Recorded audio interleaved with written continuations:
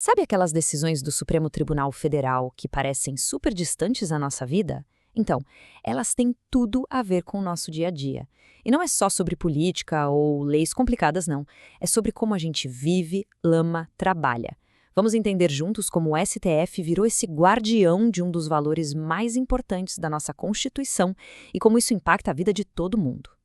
E para começar, a gente precisa falar de um conceito que é a verdadeira espinha dorsal de tudo isso: a dignidade da pessoa humana. Olha, isso não é só uma frase bonita no papel. É, na verdade, o princípio que o Supremo usa para conectar uma série de decisões que literalmente transformaram o Brasil. É a base de todos os outros direitos que a gente tem. Tá, mas como é que esse princípio saiu do texto da lei e foi parar na vida real? É o que a gente vai ver agora com exemplos bem práticos.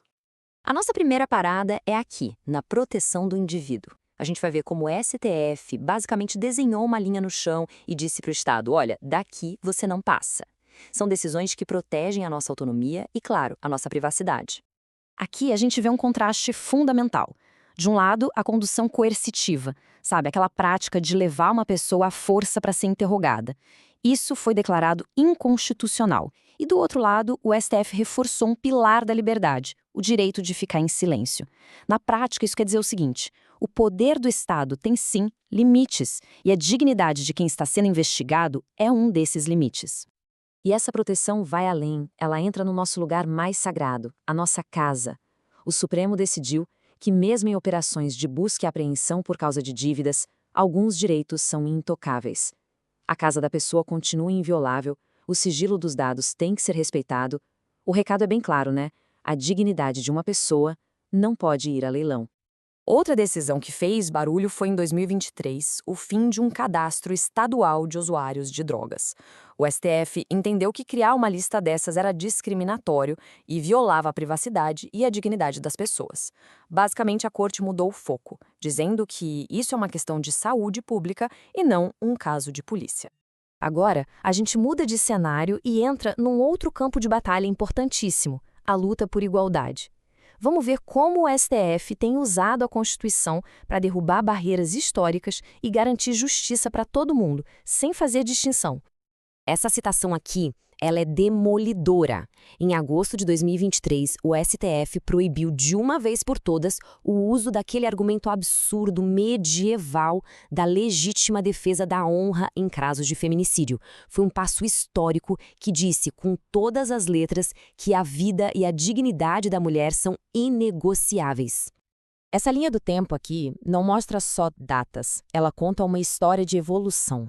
Em pouquíssimos anos, o STF foi de derrubar barreiras, como aquela restrição para doação de sangue, passando pelo reconhecimento da identidade, com alteração de nome, até chegar na garantia de acesso à saúde.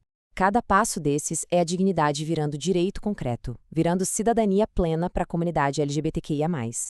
E a luta contra o preconceito também mirou no etarismo, sabe? O STF derrubou uma regra antiga que, na prática, tratava pessoas com mais de 70 anos como se fossem incapazes de decidir sobre o próprio patrimônio num casamento. Ao acabar com a separação obrigatória de bens, a Corte reconheceu que isso era puro preconceito e devolveu a autonomia e a dignidade da escolha para as pessoas idosas. Bom, agora a gente chega no nosso terceiro ponto, que é a defesa dos mais vulneráveis. É aqui que o STF age para garantir que a justiça consiga alcançar aquelas pessoas que muitas vezes não têm a sua voz ouvida na sociedade. Essa lista já dá uma ideia do alcance dessa proteção. De crianças em disputas internacionais até a população em situação de rua, o STF tem usado a Constituição como um escudo para proteger grupos muito diferentes. A mensagem é que a dignidade não tem exceção e precisa ser defendida com ainda mais força, justamente onde ela é mais frágil. E tem um exemplo que deixa isso muito claro. A decisão que proibiu a revista íntima vexatória em visitantes de presídios foi um marco. O STF não só proibiu uma prática humilhante, como também apontou o caminho, a solução. Usa tecnologia, como escâneres corporais, para conseguir ter segurança e respeito ao mesmo tempo. Em situações que são extremamente dolorosas, como uma disputa internacional por uma criança, o STF colocou um princípio vital na mesa: o bem-estar da criança vem em primeiríssimo lugar. Essa decisão garante que, no meio de todo o conflito, o foco da justiça seja sempre proteger quem é mais vulnerável. E é interessante pensar que a dignidade não é só individual, né? Ela também pode ser coletiva. Ao proteger o direito à terra de comunidades tradicionais lá na Bahia, o STF reconheceu uma coisa muito profunda. Para esses grupos, a terra não é só um bem, um patrimônio. É a cultura deles, a história deles e, por isso, é a base da sua dignidade como um povo. Ok, a gente viu tudo isso, mas e aí? O que isso tudo quer dizer para o nosso futuro? Todas essas decisões mostram que a nossa Constituição não é um documento antigo, engavetado. Pelo contrário, ela é viva, ela pulsa junto com a sociedade. No fim das contas, a grande lição é esta: a dignidade da pessoa humana não é só uma ideia abstrata. Ela é uma ferramenta poderosa, ativa, que o Supremo usa para garantir que a lei não fique parada no tempo, mas que ela evolua junto com a gente, garantindo que os direitos fundamentais sejam para todos o tempo todo.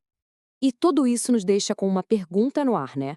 A sociedade continua mudando, novos desafios aos nossos direitos aparecem todos os dias.